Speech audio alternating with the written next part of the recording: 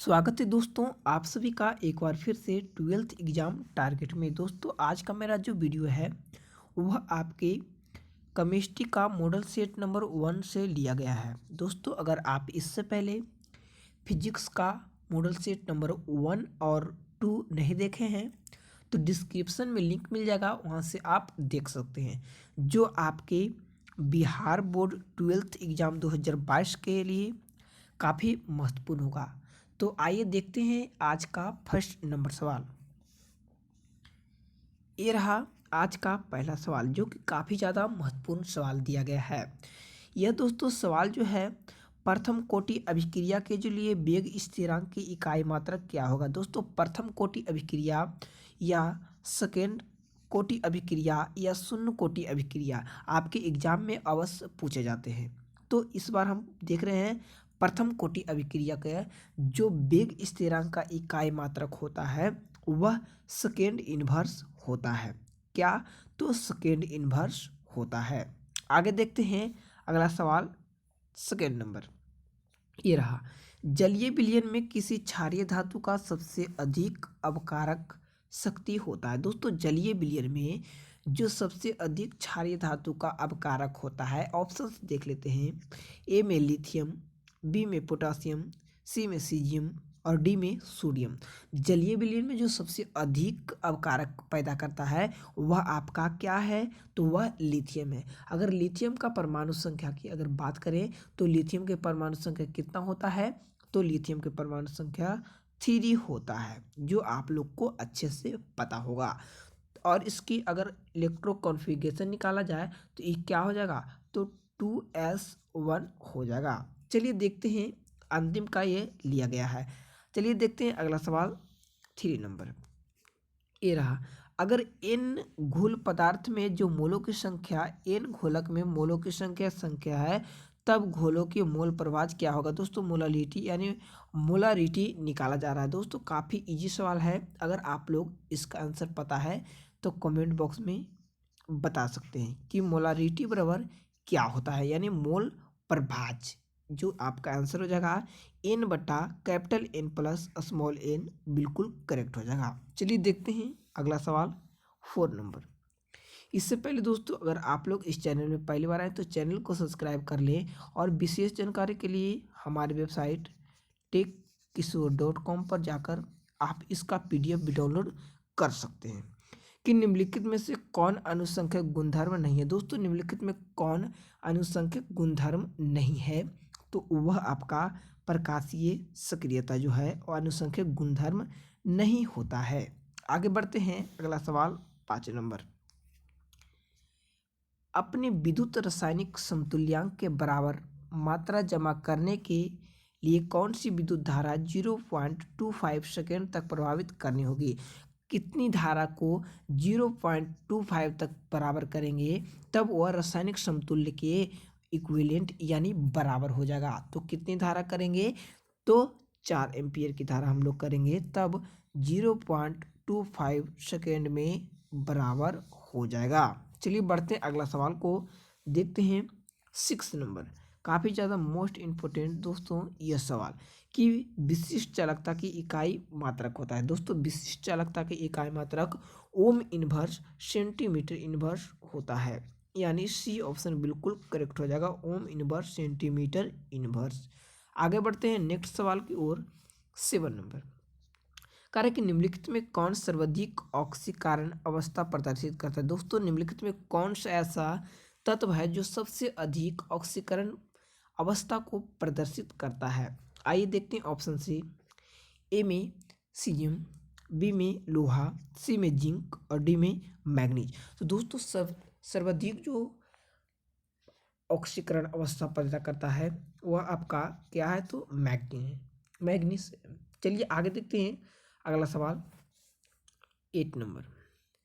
कार्य कि फ्राइडे का विद्युत विच्छेदन का द्वितीय नियम संबंधित है। दोस्तों फ्राइडे का विद्युत विच्छेदन नियम जो किससे संबंधित है, तो आपका यह विद्युत अपघट्य के समतुल्य भार से संबंध दर्शाता है। फ्राइडे के कौन सा ला, तो फ्राइडे का सेकेंड ला, विद्युत अपघट्य के समतुल्य भार से यह संबंध दर्शाता है। यानी 8 का बी ऑप्शन बिल्कुल करेक्ट हो जाएगा। आगे बढ़ते हैं नेक्स्ट सवाल 9 नंबर।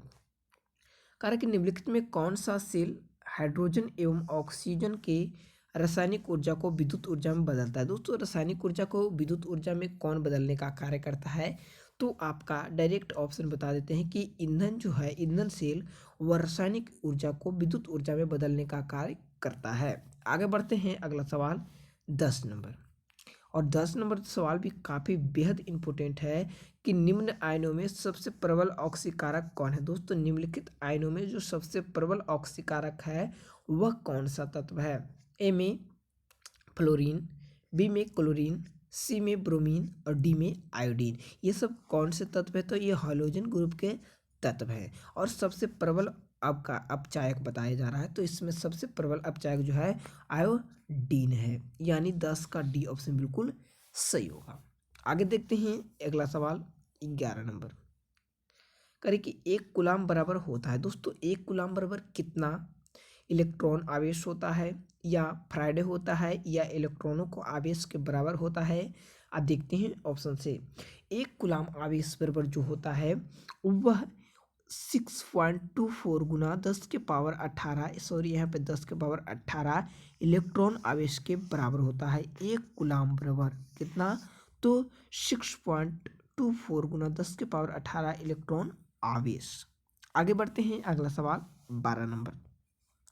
कार्य कि कोलाइडी विलयन में कोलाइडी कणों का आकार कैसा होता है। दोस्तों कोलाइडी विलयन में कोलाइडी कणों का जो आकार होता है वह 10 के पावर -6 से 10 के पावर -9 मीटर के बराबर होता है। उसका आकार इतना तक ही सीमित रहता है। कितना, तो 10 के पावर -6 से लेकर के 10 के पावर -9 मीटर तक के सीमित रहता है। आगे बढ़ते हैं अगला सवाल 13 नंबर। सभी लेंथेनाइट, दोस्तों लेंथेनाइट और ऑक्टेनाइट दो प्रकार के होते हैं। सभी लेंथेनाइट के लिए कौन सी निम्नलिखित ऑक्सीकरण अवस्था समान है। तो दोस्तों सभी लेंथेनाइट में कौन आ जाता है, तो सीरियम, पिरिडियम, नोडियम, प्रोमेथियम, ये सब जो है वो कौन है, तो लेंथेनाइट है। और उसमें जो ऑक्सीकरण अवस्था प्रदर्शित कर रहा है वह कैसा, तो +3 ऑक्सीकरण अवस्था जब भी प्रदर्शित करेगा तो यह सामान्य अवस्था है। कैसा अवस्था, तो +3 सामान्य अवस्था है।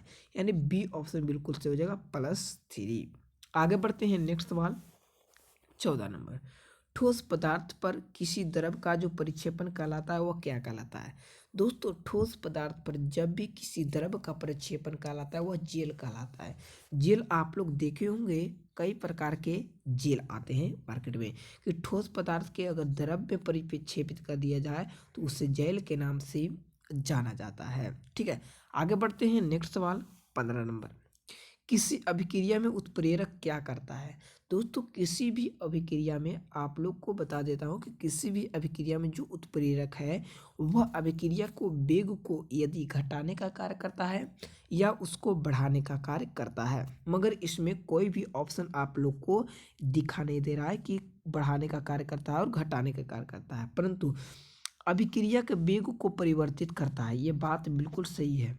जो उत्प्रेरक होते हैं जो अभिक्रिया के वेग को क्या करते हैं, तो परिवर्तन कर देता है। संक्रियन ऊर्जा को घटाता है, यह भी बात हम बोल चुके हैं। और अभिक्रिया के अंत में रासायनिक दृष्टिकोण से अपवर्तित रहता है। यानी इनमें से सभी ऑप्शन मेरा बिल्कुल सही हो जाएगा। आगे बढ़ते हैं अगला सवाल 16 नंबर। निम्नलिखित में कौन निर्बल अम्ल है। दोस्तों निर्बल अम्ल कौन है। हाइड्रोजन क्लोराइड, बी में हाइड्रोजन ब्रोमाइड, सी में हाइड्रोजन फ्लोराइड और डी में हाइड्रोजन आयोडाइड। सबसे निर्मल, निम्नलिखित में सबसे निर्मल जो अम्ल होता है वह आपका हाइड्रोजन फ्लोराइड होता है। यानी 16 का सी ऑप्शन बिल्कुल सही होगा। बढ़ते हैं अगला सवाल की ओर, देखते हैं 17 नंबर सवाल कि एथिलीन डाईएमीन है। दोस्तों एथिलीन डाईएमीन जो है वह आपका बाइडेंट लिगेंट है। कैसा लिगेंट, तो बाइडेंट लिगेंट है। यानी 17 का बी ऑप्शन करेक्ट हो जाएगा। बढ़ते हैं नेक्स्ट सवाल 18 नंबर। कार्य कि एल्युमिनियम के साथ कौन सा तत्व तिर्यक संबंध दर्शाता है। दोस्तों एल्युमिनियम के साथ कौन सा जो तत्व है वह तिर्यक संबंध दर्शाता है? सिर्फ एक ही दर्शाता है, वह क्या है? तो बेरिलियम है जो तिर्यक संबंध दर्शाता है इस प्रकार से, जैसा कि आप लोग देख रहे हैं। यानी बी ऑप्शन बिल्कुल सही होगा। बढ़ते हैं अगला सवाल 19 नंबर। 19 नंबर सवाल आप लोग बेहद इंपॉर्टेंट लिख कर ले लीजिए, आने वाले 2022 के एग्जाम के लिए काफ़ी महत्वपूर्ण है कि किसी संक्रमण तत्व में एक्स का जो ऑक्सीकरण है वह +3 ऑक्सीकरण में विन्यास जो है वो 3d4 है, तब एक्स का परमाणु संख्या क्या होगा? 3d कितना? तो 3d4, तब एक्स का परमाणु संख्या पूछा जा रहा है। इसमें दोस्तों एक्स का परमाणु संख्या अगर 4 आ गया तो 25, यानी 25 जो है वो परमाणु संख्या किसका है? तो 25 जो परमाणु संख्या मैग्नीज का है। मैग्नीज का परमाणु संख्या कितना? तो 25 है, यानी मैग्नीज इसका कितना? 25। आगे बढ़ते हैं अगला सवाल 20 नंबर। कर कि सोना धातु का ऑक्सीकरण अवस्था क्या होगा? दोस्तों सोना जो है मुक्त अवस्था में पाया जाता है, जिसका ऑक्सीकरण आप लोग को हम पहले भी बता चुके हैं आप लोग को। कैसा? तो उप संयोजन संख्या में आप लोग को हम बताए थे कि सोना का जो ऑक्सीकरण संख्या होता है वो +1 होता है और यह मुक्त अवस्था में पाया जाता है। चलिए बढ़ते हैं नेक्स्ट वीडियो अगला 21 नंबर। बाह्यतम विन्यास 3d6 4s2 है। दोस्तों बाह्यतम विन्यास में जो 3d6 4s2 है वह किसका होता है? आप लोग को हम पहले भी इस सवाल को बताए थे। 3d6 4s2 जो है वह जिंक का होता है, और जिंक की परमाणु संख्या अगर हम बात करें तो जिंक की परमाणु संख्या 30 होता है। कैसा? तो जिंक की परमाणु संख्या 30 होता है, और इसका बाह्यतम विन्यास में कितना होता है? तो 3d6 4s2 होता है। बढ़ते हैं अगला सवाल 22 नंबर। निम्न में से किस आयन का विलयन रंगीन नहीं होता है? दोस्तों किस विलयन का रंगीन नहीं होता है? तो वह कौन सा आयन है? तो वह कॉपर आयन है। कॉपर आयन का जो विलयन होता है वह रंगीन नहीं होता है। आगे बढ़ते हैं नेक्स्ट सवाल 23 नंबर। किस आयन में अयुग्मित इलेक्ट्रॉन की संख्या सर्वाधिक होती है? दोस्तों किस आयन में अयुग्मित इलेक्ट्रॉन की संख्या सर्वाधिक होती है? तो उसे हम लोग मैग्नीज कहते हैं। मैग्नीज में जो है वह अयुग्मित इलेक्ट्रॉनों की संख्या सबसे अधिक पाया जाता है। मैग्नीज की परमाणु संख्या हम आप लोग को पहले ही बता चुके हैं, कितना? तो 25। आगे देखते हैं नेक्स्ट सवाल 24 नंबर। कार्य कि पोटेशियम आयोडाइड तथा अम्लीय पोटेशियम डाइक्रोमेट विलयन की जो अभिक्रिया द्वारा अंतिम उत्पाद पाया जाएगा वह क्रोमियम की ऑक्सीकरण अवस्था क्या दर्शाएगा? दोस्तों पोटेशियम आयोडाइड के द्वारा जो पोटेशियम डाइक्रोमेट विलयन के द्वारा जो अभिक्रिया होगा उसमें जो क्रोमियम का जो ऑक्सीकरण अवस्था दर्शाया जाएगा वह कितना दर्शाया जाएगा? तो +3 दर्शाया जाएगा, यानी डी ऑप्शन बिल्कुल सही होगा। बढ़ते हैं अगला सवाल को देखते हैं 25 नंबर सवाल। कह रहे कि एक्टिनाइड का इलेक्ट्रॉनिक विन्यास सही मापक के गुणांक एक इलेक्टिनाइड ऑक्टेनाइड के तो बता दी थी, इलेक्ट्रोनाइट लैंथेनाइड के बताए थे। अब बात है एक्टेनाइड का, जो आप लोग को साफ साफ दिख रहा होगा कि मापांक में गुणांक को जो पूछ रहा है इसके कारण नहीं दर्शाया जा सकता। किसके कारण नहीं दर्शाया जा सकता है? तो वह 5d यानी 5f तथा 6d के स्तर बहुत कम ऊर्जा के अंतराल होता है, इसीलिए उसका नहीं दर्शाया जा सकता मापांक गुणांक। आगे बढ़ते हैं अगला सवाल 26 नंबर। कार्य कि DsP2 जो संक्रमण है वह जटिल होता है। दोस्तों जी उसका जटिल यौगिक किस प्रकार को होता है? ए में वर्गाकार समतल चतुर्भुजकीय और डी में पैरामिडीय होता है। तो यह कैसा होता है? 3DsP2 जो है उसका आकार कैसा होता है? इसका आंसर कमेंट बॉक्स में बताइए, जो कि काफ़ी बेहद इम्पोर्टेंट है। तो DsP2 का जो आकार होता है वह आपका वर्गाकार समतल होता है, यानी 26 का ए ऑप्शन बिल्कुल सही होगा। बढ़ते हैं नेक्स्ट सवाल 27 नंबर। काफ़ी इजी सवाल आज का नाइट्रस ऑक्साइड है। दोस्तों काफ़ी इजी सवाल, इस सवाल को सभी लोग कमेंट बॉक्स में आंसर जरूर बताएं, आपके एग्जाम में 2 बार पूछा हुआ है। चलिए बढ़ते हैं अगला सवाल 28 नंबर। कहे कि नाइट्रस ऑक्साइड का जो वायु द्रव ऑक्सीकरण करने पर प्राप्त लाल भूरे रंग का सूत्र क्या होता है। आप लोग को अभी बताए हैं कि लाल भूरे रंग का सूत्र क्या होता है। तो इसमें आप लोग का लाल भूरे रंग का जो सूत्र होता है आप लोग बता सकते हैं कि क्या होगा। तो यह बिल्कुल करेक्ट हो जाएगा NO2, जो आप लोग को हम लिख भी दिए थे। आगे बढ़ते हैं नेक्स्ट सवाल 29 नंबर।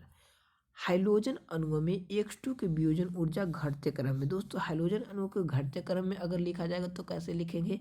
तो सबसे पहले क्लोरीन 2, उसके बाद ब्रोमीन, उसके बाद फ्लोरीन, उसके बाद आयोडीन। यह आपका घटते क्रम में हो गया, यानी कैसा। तो सी ऑप्शन बिल्कुल साफ साफ दिख रहा है। आगे बढ़ते हैं अगला सवाल 30 नंबर। हाइड्रोजन में विद्युत ऋणात्मक के आधार पर। दोस्तों अगर विद्युत ऋणात्मक के आधार पर घटते क्रम में लिखा जाए तब विद्युत ऋणात्मक की अगर हम बात करेंगे दोस्तों तो सबसे पहले फ्लोरीन आएगा, और अगर ऐसे ही बात करेंगे तो सबसे पहले क्लोरीन आएगा, इसके बाद क्लोरीन, ब्रोमीन और आयोडीन, यानी 30 का ए ऑप्शन करेक्ट हो जाएगा ऋणात्मक के आधार पर। अगला सवाल देखते हैं 31 नंबर। गर्म और सांद्र कास्टिक सोडा विलयन में जो क्लोरीन गैस प्रभावित करने से बनता है। दोस्तों गर्म सांद्र में कास्टिक सोडा विलयन में जो क्लोरीन गैस प्रभावित कर दिया जाए तब कौन सा उत्पाद होगा। तब NaCl और NiCiO3 प्राप्त होगा, यानी 31 का सी ऑप्शन करेक्ट हो जाएगा। आगे बढ़ते हैं नेक्स्ट सवाल 32 नंबर। 32 में करके लाल तप्त मैग्नीशियम धातु पर नाइट्रोजन गैस प्रभावित करने से क्या बनता है। दोस्तों लाल तप्त मैग्नीशियम धातु से ही जो नाइट्रोजन गैस प्रभावित किया जाए तब हमें उत्पाद क्या पैदा होगा।